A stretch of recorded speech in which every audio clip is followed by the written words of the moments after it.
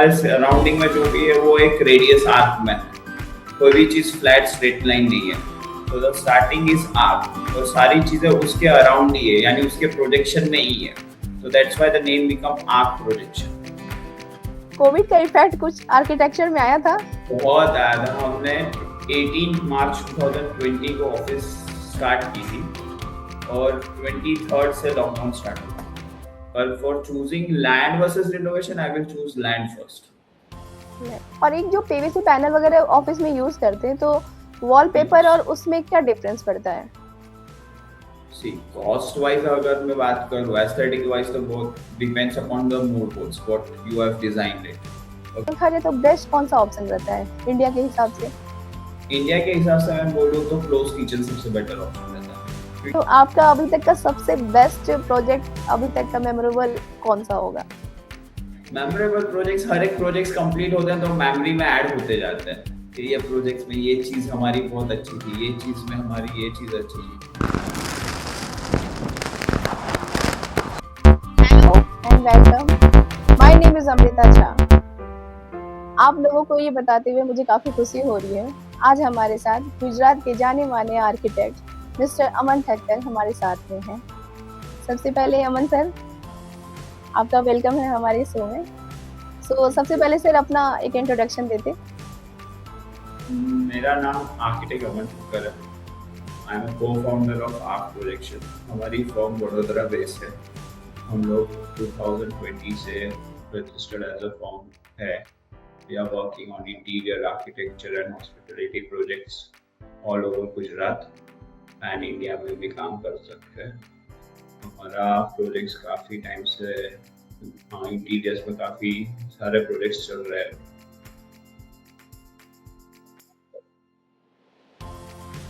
Sir आपका education वगैरह जो बैकग्राउंड है कहाँ से हुआ आपका? मेरा एजुकेशन सबसे पहले मैंने ना डिप्लोमा किया था आर्किटेक्चर असिस्टेंटशिप करके एमएस यूनिवर्सिटी में। वो कंप्लीट होने के बाद हमारी 4 months ट्रेनिंग थी। We have done training in Baroda itself. After that I started my bachelors from the SVIT वास, जहाँ मैं बैचलर्स डिग्री कंप्लीट की। तो this was my education regarding the architecture.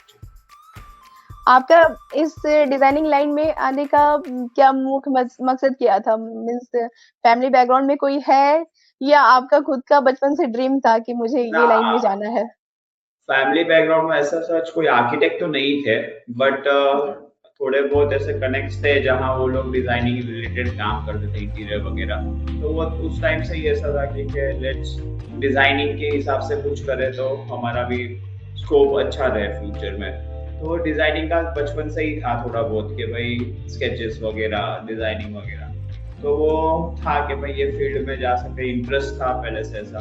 तो वही चीज को कैरी फॉरवर्ड किया। सो बेसिकली 12th के पहले डिप्लोमा किया ताकि वो कोर्स को सारा अच्छे से जान पाऊँ कि भाई क्या है आर्किटेक्चर में। तो वो उस हिसाब से डिप्लोमा स्टार्ट किया था। उसके बाद फिर इंटरेस्ट ज़्यादा डेवलप हुआ, फिर आर्किटेक्चर बैचलर्स किया।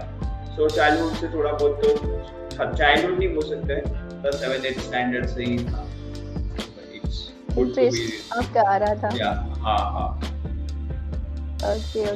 सर सबसे पहला प्रोजेक्ट आपका इंटर्नशिप वगैरह कंप्लीट करने के बाद जो फर्स्ट प्रोजेक्ट आपका था उसके बारे में कुछ बताइए। इंटर्नशिप जैसे कि मैंने डिप्लोमा किया था, उसके बाद इंटर्नशिप किया था। फिर हमारा बैचलर स्टार्ट हुआ, उसके 3rd ईयर में थे हम, तब मेरा एक फ्रेंड आया था, तो उसने ब्लॉग किया। तो वो बोल रहा था कि मुझे डिजाइन करना, तो एक टिकिंग पॉइंट था to start off freelancing also. So वहाँ से हमने सोचा कि एक काम कर सकते हैं। तो हमने उसका एक बंगलो का प्रोजेक्ट था which was around 2500 square feet. तो उसकी रिक्वायरमेंट लेके हमने वो डुप्लेक्स लाइक बंगलो स्टार्ट किया डिजाइनिंग का, विच वाज इन 2018। सो वो फ्रीलांसिंग प्रोजेक्ट था, that was our first project. वो बंगलो करने के बाद आज तक हमने एक भी प्रोजेक्ट में गैप नहीं है, यानी कंटिन्यूअस वो प्रोजेक्ट स्टार्ट से लेके आज तक सारे प्रोजेक्ट कंटिन्यू ही जा रहे हैं। तो वो बेस्ट सही लगता, वो मेरा क्लासमेट ही था। वो प्रोजेक्ट तब से चालू, जैसे फ्रीलांसिंग 2 years कॉलेज टाइम में किया, उसके बाद कंटिन्यू फॉर्म एज हमने फॉर्म में चालू कर दिया आफ्टर कंप्लीटिंग। मैंने देखा कि आपने जो अपनी कंपनी आर्क प्रोजेक्शन की है उसके बारे में आप बताइए, क्या है आपकी कंपनी, उसके बारे में डिटेल बताएं। आर्क प्रोजेक्शन हमने शुरू किया था 2020 में, मार्च में। तो ये जैसे कि फ्रीलांसिंग हमने स्टार्ट कर लिया था, फिर एक टाइम आया तब हमने सोचा कि वी नीड अ नेम, कि हमें एक नाम चाहिए। तो मैं और मेरे फाउंडर जो है जिंदन पटेल, उन्होंने बैठ के हमने सोचा कि क्या क्या नाम था। तो we thought about Arc Projection. तो वहाँ से हमने आर्क प्रोजेक्शन स्टार्ट किया। फिर हमारे प्रोजेक्ट्स के भी इवेल्युएट होते गए सारे इंटीरियर्स वगैरह, आर्किटेक्चर्स। तो वो बैकग्राउंड से ऐसे फाइनल किया था।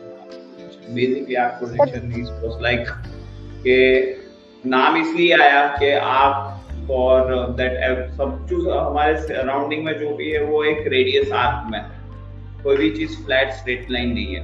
तो द स्टार्टिंग इज आर्क और सारी चीजें उसके अराउंड ही है, यानी उसके प्रोजेक्शन में ही है। तो that's why the name become arc projection. Okay sir, जैसा बताया आपने कि 2020 में आपका ये स्टार्ट हुआ था ना? यस सर उस टाइम तो कोविड था, तो कोविड का इफेक्ट कुछ आर्किटेक्चर में आया था? बहुत आया था। हमने 18 मार्च 2020 को ऑफिस स्टार्ट की थी और 23rd से लॉकडाउन स्टार्ट हुआ। So that was too much headache कि भाई अब प्रोजेक्ट स्टार्ट हुए, माइट वो क्लाइंट्स ना भी बोल दे। ऐसा तो है नहीं, कोविड का फेज चला तो बहुत सारे क्लाइंट्स ऐसे भी थे जो बैक ऑफ कर रहे हैं कि भाई अब हमें नहीं करना। और 2-3 प्रोजेक्ट्स ऐसे थे कि वो आफ्टर कोविड रिज्यूम हुए ना, that give us a good spark for the futures also. And during that time we got a good opportunity to learn some software to upgrade ourselves. So it was like client के उधर से देखने जाए तो projects नहीं थे और वहाँ पे हम हमारे बैकग्राउंड स्टडीज बढ़ा सके। So that was plus minus both the sides. Okay sir, आपका जो वर्क है सर, इसमें आपका रिनोवेशन भी ऐड होता है, जैसे किसी को रिनोवेट कराना है? हमने रिनोवेशन प्रोजेक्ट्स भी किए हैं, जैसे कि हमारा 5-10 प्रोजेक्ट्स जैसे आर्किटेक्चर इंटीरियर के वजह से start during Covid itself. We after Covid we our first project we got was the renovation of an house which was 25 years old and they wanted to reuse their furnitures also, so we have tried to achieve that also. So renovations भी होते हैं काफी projects में कि भाई जहाँ थोड़ा constraint of budget भी होता है, तो हम लोग वो भी ध्यान में रख के डिजाइन रिनोवेशन से ही क्वेश्चन हमारा ये बनता है कि एक फिक्स आपके पास फ्रेश कोई प्रोजेक्ट अगर आया कि लैंड है, आपको अपने अकॉर्डिंग बनाना है, बट दूसरी तरफ आपका एक रिनोवेशन प्रोजेक्ट है, तो दोनों में क्या आपको अच्छा कौन सा लगता है और चैलेंजेस भरा कौन सा आपको लगता है? सी चैलेंजेस रिनोवेशन में ज्यादा आते हैं। लैंड ओपन हो तो वेयर द चैलेंजेस आर होते हैं, नहीं होते ऐसे नहीं, पर वहाँ चैलेंजेस को ओवरकम करने के लिए सॉल्यूशन ज्यादा पहले से प्लान किए जा सकते हैं। पर रिनोवेशन में काफी बाउंड्रीज होती है कि भाई वी हैव टू रिस्ट्रिक्ट, यहाँ की बाउंड्री इतनी है, तो हम थोड़े रिस्ट्रिक्टेड भी होते हैं रिनोवेशन में। उसमें चैलेंजेस ज्यादा होते हैं, but productive wise we love to have a land ताकि हम वहाँ पे हमारी ज्यादा एक्सपर्टीज दिखा सके। बाउंड्रीज कम होगी तो एक्सपर्टीज ज्यादा दिखेगी। रिनोवेशन के अंदर थोड़ी लिमिटेशंस आ ही जाती है कि भाई यहाँ तो इससे ज्यादा हम लोग रिनोवेट कुछ डैमेज नहीं कर सकते, तो वो बाउंड्रीज की वजह से वहाँ पे स्कोप ऑफ ज्यादा क्रिएटिविटी दिखाने का थोड़ा एक पॉज आ सकता है। हर बार नहीं होता, कभी कभी रिनोवेशन में वहाँ पे हमें अपॉर्चुनिटीज बहुत सारी मिल भी जाती है, पर for choosing land versus renovation I will choose land first. अच्छा सर, एक वॉलपेपर का भी हमने देखा है कि वॉलपेपर भी आप यूज करते हैं, तो पहला क्वेश्चन मेरा उससे रहेगा सर कि कोई घर है तो घर में वॉलपेपर बेस्ट ऑप्शन होता है या एक तरफ ऑफिस है ऑफिस में होता है, दोनों में क्या डिफरेंस होता है? डिफरेंस वही है कि ऑफिस स्पेस के अंदर आप कहाँ यूज कर रहे हो। वॉलपेपर ऐसी चीज आप कैसे यूज कर रहे हो बहुत मैटर करता है। जहाँ डैम बेज का प्रॉब्लम है, जैसे कि पानी के बेज का प्रॉब्लम, तो वहाँ पे अगर आप वॉलपेपर यूज कर रहे हो तो वो यूजलेस हो जाएगा, क्योंकि आफ्टर सम टाइम्स 3-4 मंथ्स वो निकल ही जाने वाला है। तो वॉलपेपर का यूजेस फंक्शनैलिटी भी देखने जाएंगे तो कहाँ अप्लाई हो रहा है उस पर ज्यादा मैटर करेगा। जैसे कि वॉलपेपर्स रेसिडेंस में रूम्स में ज्यादा अच्छे ही होते हैं, बेटर देन ऑफिस। और एक जो पीवीसी पैनल वगैरह ऑफिस में यूज करते हैं, तो वॉलपेपर और उसमें क्या डिफरेंस पड़ता है? सी कॉस्ट वाइज अगर मैं बात करूं, एस्थेटिक वाइज तो बहुत depends upon the mood boards what you have designed it. Okay. But ज्यादा करके पीवीसी पैनल्स वगैरह देखने जाएंगे तो दोनों के यूजेस डिफरेंट है। जैसे वॉलपेपर्स जैसे पीवीसी पैनल्स, जहाँ पेज का प्रॉब्लम आ रहा है वहाँ पे कवर अप करने के लिए ज्यादा लोग पीवीसी पैनल्स यूज कर लेते हैं, वहाँ पे उनके पास वॉलपेपर यूज करने का ऑप्शंस नहीं रहते। और जहाँ का बजट की बात करें तो बजट में वॉलपेपर सस्ता पड़ता है, तो उनको बजट वाइज जाना हो तो वॉलपेपर से एस्थेटिक्स भी मिल जाता है और उनका बजट भी एक लिमिटेड होता है, तो उसमें वर्क हो जाता है। So that's why the works. It is wallpaper cost wise आपका थोड़ा cheap पड़ता है PVC से। Yeah, definitely. पर जहाँ पेज का प्रॉब्लम आप इंडिपेंडेंस यूज कर सकते हैं। सर जैसे बेडरूम में वॉलपेपर लगाओ या आपका कलरिंग कराओ, तो उसमें दोनों में कौन सा बेस्ट ऑप्शन होता होगा? सी कलर्स में भी ज्यादा आप म्यूरल्स बना सकते हो, बहुत सारी चीजें कलर्स में भी कर सकते हो, पर काफी जगह पे ऐसा होता है कि चीजों को चाहिए पीछे पैनल चाहिए, पर पैनल का बजट नहीं है फॉर एग्जांपल, बट उन्हें एस्थेटिक्स भी चाहिए, तो जो वो सिर्फ सिंपली पेंट से नहीं चाहिए, but they want something. So wallpaper में भी इतनी सारी वेराइटीज आ गई है ताकि वो चीज हम लोग सिर्फ पेस्ट करके उनको वो एस्थेटिक्स दे सके।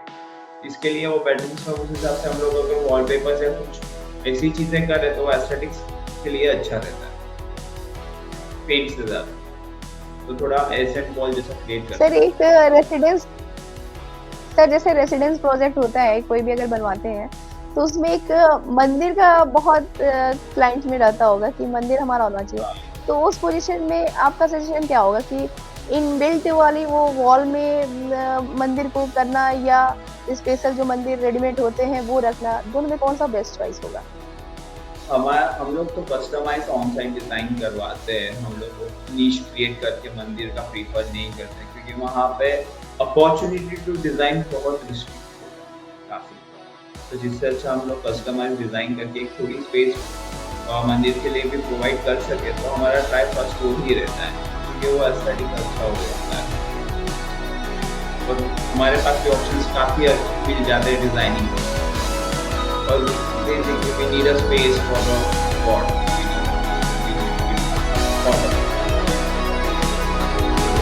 अच्छा सर एक सवाल ये रहता है कि जब बाथरूम क्रिएट करता है, जिसे बना बनाया मिला है फ्लैट में तो उसमें तो कुछ नहीं कर सकते, बट लैंड अगर है हमारा और हम बाथरूम क्रिएट कर रहे हैं तो उसमें जो अटैच बाथरूम वाला ऑप्शन है वो किस हिसाब से बेस्ट होता है और किस हिसाब से बेस्ट नहीं होता है, बेस्ट कौन सा ऑप्शन रहेगा?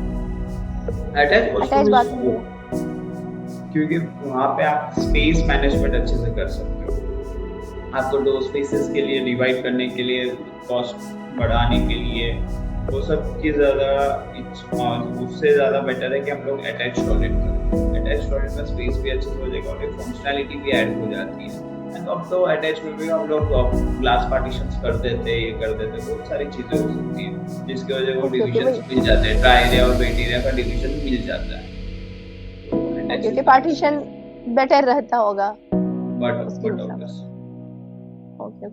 और सर ये किचन का एक कॉन्सेप्ट होता है कि जस्ट वेस्टर्न में हम लोग तो ज्यादा देखते हैं ओपन किचन वो लोग यूज करते हैं, और यहाँ पे तो इंडिया में तो थोड़ा स्पेस का इशू रहता है, तो किचन आपका अटैच करके ही बनाया जाता है, तो उस हिसाब से अगर देखा जाए तो बेस्ट कौन सा ऑप्शन रहता है इंडिया के हिसाब से? इंडिया के हिसाब से मैं बोलूँ तो क्लोज किचन सबसे बेटर ऑप्शन रहता है, क्योंकि हमारे वहाँ सारे अलग अलग ट्रेडिशंस हैं। जैसे कि अगर आज कोई भी गेस्ट आ रहा है तो हम लोग कुकिंग वगैरह में भी प्रीफर नहीं करते कि भाई उनके सामने कुक करे या कुछ वो करे। हमारे वहाँ कल्चर में देखे जाओगे तो आदत होती है सभी को कि वो थोड़ा टेस्ट करके फिर किसी को सर्व करता है कि भाई देख कुछ नमक कम नहीं है, वो नहीं है, तो वो चीज आप ओपन में नहीं कर सकते हो। तो वो हमारे हिसाब से जैसे कि इंडिया है तो वहाँ पे क्लोज किचन हो तो फंक्शनैलिटी की वाइज सबसे अच्छी चीज है, पर due to the cost of land अभी आजकल ओपन किचन्स हो रहे हैं, देन आल्सो क्लाइंट प्रीफर के add some partitions so they can hide their kitchens, and but obviously we also think like kitchen should be a closed one. Sir जैसे पहले और अभी के सिनेरियो में अगर आप देखिए तो आज के डेट में क्लाइंट भी बहुत अपडेट हो रहे हैं जो सोशल मीडिया पिंटरेस्ट है, तो इस केस में आपको क्या मतलब कोई क्लाइंट अगर आपको मिलते हैं जो खुद से डिजाइन कर रहे हैं तो क्या आपको उसमें होता है? जस्ट लाइक क्लाइंट आपसे ज्यादा आपको चीजें दे रहे हैं कि ये करना है वो करना है, तो आप कैसे उसको मैनेज करते हैं? जैसे Pinterest सब सोशल मीडिया में वो हो गए, तो जो भी क्लाइंट होते हैं ना, मेरे हिसाब से जितने भी मैंने अभी तक देखे, तो क्लाइंट रिसर्च के अंदर उतना टाइम नहीं देते, वो आधा घंटा या 1 घंटा देते मेरे हिसाब से।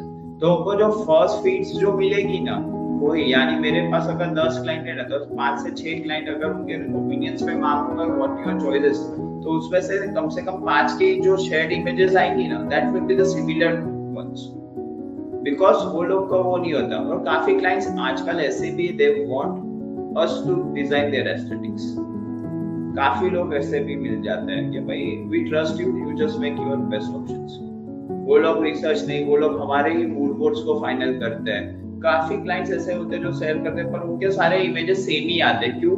क्योंकि वो लोग ज्यादा टाइम नहीं दे पाएंगे। तो Pinterest में पहले 15 इमेजेस जो होगी, उसमें से जो एक उनको पसंद आएगी वो लोग व्हाट्सएप कर देंगे, पर वो ज्यादातर क्लाइंट के सेम ही आते हैं। सो वो हमें पता चल जाता है, तो फिर हमारे पास बहुत इजी हो जाता है कि उनको समझाना कि देखो हमारे पास जो क्लाइंट आ रहे सभी लोग यही इमेज भेज रहे, क्योंकि वो कॉमन है। तो वो लोग को कन्विंस हम कर देते हैं उस हिसाब से कि भाई this is the trending, this is we are thinking that this will be the new future for their designing, so they can convince.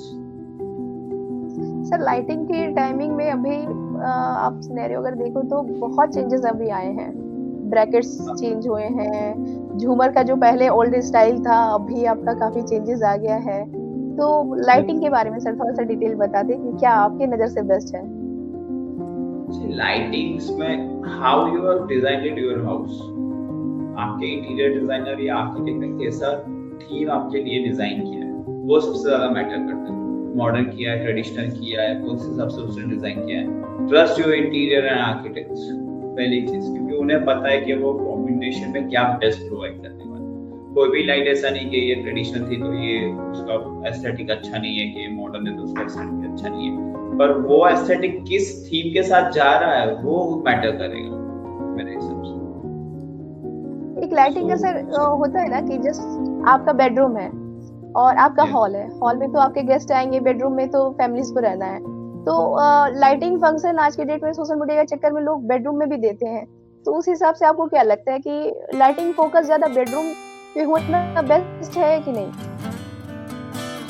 Basically bedrooms में भी आजकल अगर हम देखने जाएंगे तो लिविंग रूम में गेस्ट आते हैं, पर काफी लोग होते हैं जो अपना ज्यादातर टाइम बेडरूम्स में भी निकालते हैं। लाइक टीवी, उनके रूम में भी टीवी होता है, तो लाइटिंग इम्पैक्ट सभी स्पेस के लिए अच्छा है।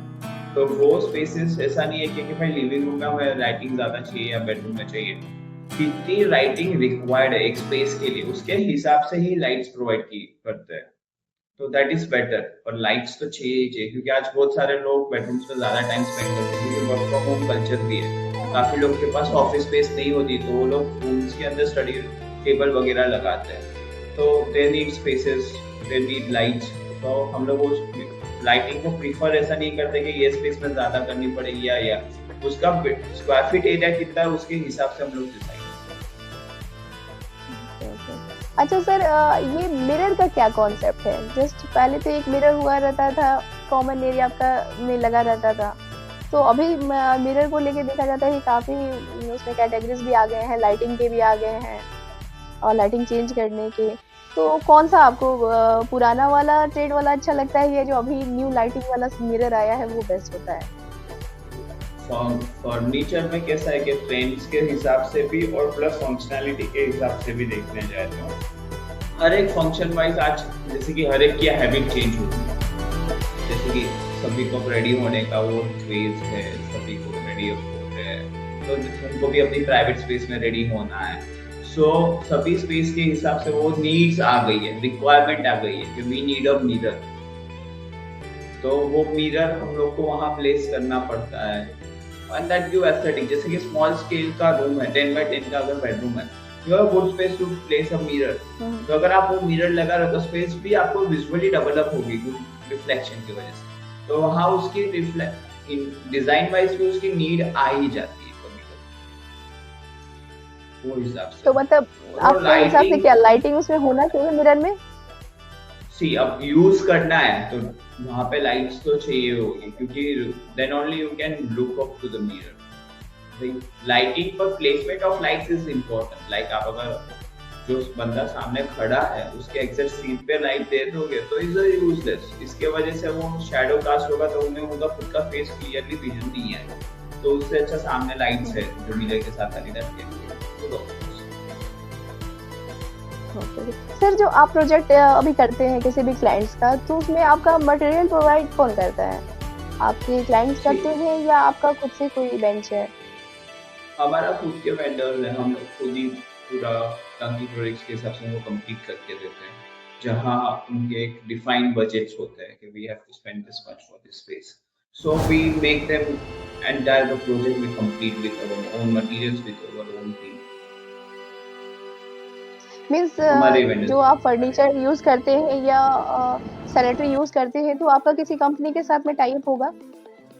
see we have a tie-up also, and sometimes some selection doesn't works with tie-up, so we go for the another vendors। ऐसा नहीं होता कि हर एक प्रोजेक्ट में ये वेंडर फिक्स है तो यही वेंडर के पास जो मटेरियल है वही यूज करना है। हमारी थीम, हमारी डिजाइन क्या है उसके हिसाब से डिजाइन करना है। और काफी प्रोजेक्ट ऐसे भी होते हैं जहाँ हमारा कंसल्टेंसी बेस ज्यादा होता है, so where we have a good references we tell them to budget or buy their from there or we go for their vendor। पर हमारी मेन चीज वो होती है कि हमारा एस्थेटिक्स अच्छे से निकल आए, हमारा जो थॉट प्रोसेस है वो हमें मिल जाए।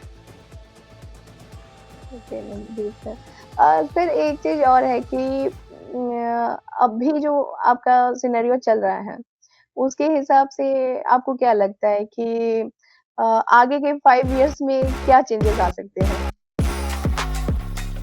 एस्थेटिकली चेंजेस तो फास्ट आएंगे, बहुत सारे चेंजेस होंगे, पर the base ground will be the same. Base ground will be the same like sustainable buildings, green building, वो सारी चीजें तो एज इट इज रहेगी, पर एस्थेटिक्स में सारे वेरिएशंस आएंगे, नए मटेरियल्स यूजर्स, जैसे कि चीजें महंगी होती जा रही है तो उस हिसाब से अल्टरनेटिव ऑप्शंस निकल के आएंगे।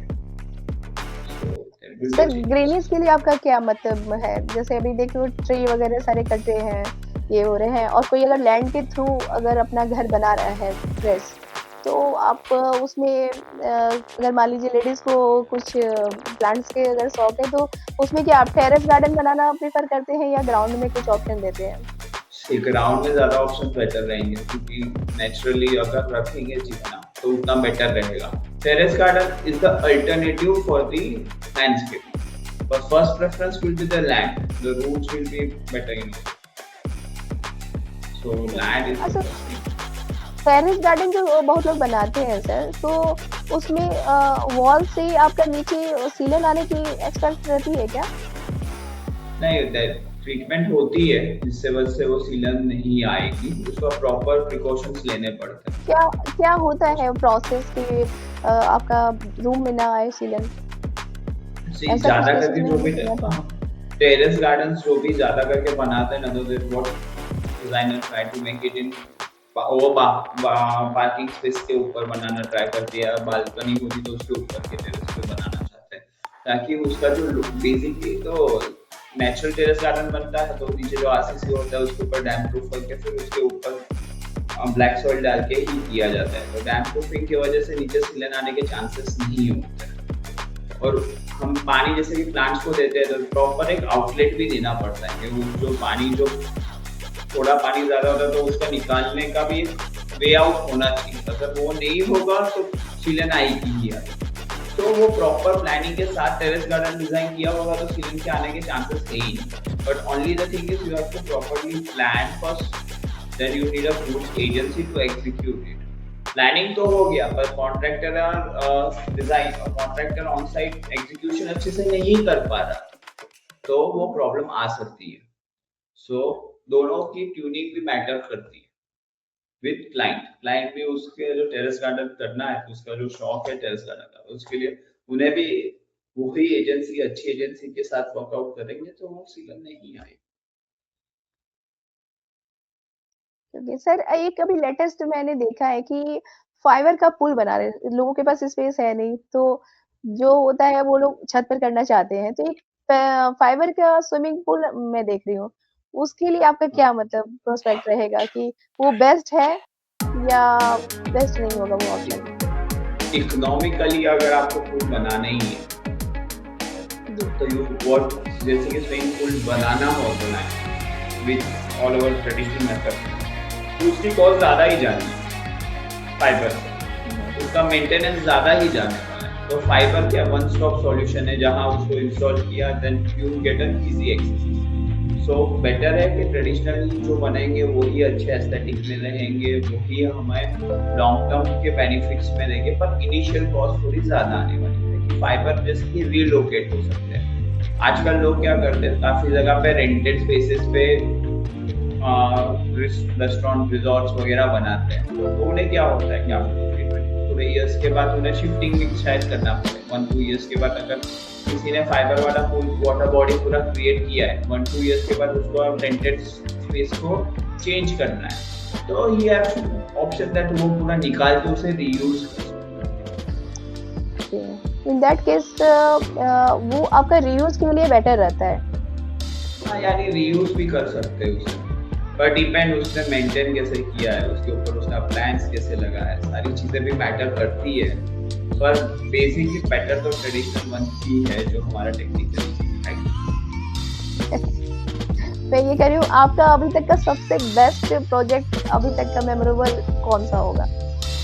मेमोरेबल प्रोजेक्ट्स, हर एक प्रोजेक्ट कंप्लीट होते हैं तो मेमोरी में ऐड होते जाते हैं कि ये प्रोजेक्ट में ये चीज़ हमारी बहुत अच्छी थी, ये चीज़ में हमारी ये चीज़ अच्छी थी। जैसे कि मैं बोल सकता हूँ, एक हमने टेरेस गार्डन बालकनी में किया था, which was cantilever, which was the still memorable because वहाँ पे चैलेंजेस भी ऐसी थी। अभी हमने यूनिट डिजाइन किया था, that is good, that is also वो एलिमेंट वो करके लिए हमारे लिए मेमोरेबल है। अभी हम नए प्रोजेक्ट्स कर रहे हैं, उसमें 2-3 एलिमेंट्स ऐसे हैं कि जो हमारे जोन में आएंगे, मेमोरीज में आ जाएंगे कि यार ये चीज़ काफ़ी ऐसी चीज़ें होती है। हर एक प्रोजेक्ट के थोड़े एलिमेंट्स तो ऐसे ही होते ही कि जो हमारा मेमोरी में स्टोर होता है। ऐसा नहीं होता कि ये सर प्रोजेक्ट में ये चीज़ नहीं पसंद आई। सर लास्ट में आपसे ये जानना चाहेंगे आपके एक्सपीरियंस से, जो आपके लाइन में बच्चे आना चाहते हैं, तो उनके लिए आपके तरफ से एक मूल मंत्र क्या रहेगा बच्चों के लिए? मूल मंत्र तो मैं यही बोलूंगा कि आप पेशेंस रहिए। आजकल मैं देख रहा हूँ कि यंगस्टर्स होते हैं कि भाई उन्हें 1-2 प्रोजेक्ट्स मिल जाते हैं, भाई उन्होंने जॉब स्टार्ट की, 1-2 प्रोजेक्ट्स मिल जाते हैं, तो मुझे लगता है कि दे कैन स्टार्ट, बट एक पेशेंस देना चाहिए अपनी फॉर्म को स्टार्ट करने के लिए, then to run that farm. तो आप 1-2 साल जॉब करके, आप 6-7 महीने जॉब करके या 1-2 साल जॉब करके खुद की फॉर्म डेवलप करने जाओ, तो there are lot of challenges जो उन्हें मालूम होना चाहिए। पेशेंस मंत्र है कि पेशेंस रखो, प्रोजेक्ट्स तो आने ही आने हैं, फ्यूचर अच्छे से जाना ही जाना है। पेशेंस इज द मंत्र from my side, with patience okay, रहो, क्योंकि ये फील्ड ओके, पेशेंस की ही है। Yes sir. Okay, thank you so much sir, आपको हमारे इस वेलकम पर वेलकम। आने के लिए, इंटरव्यू सेशन में आने के लिए, and wish you all the best for your future planning. Thank you, thank you so thank much you Raman Amrita sir. For inviting us for this interview.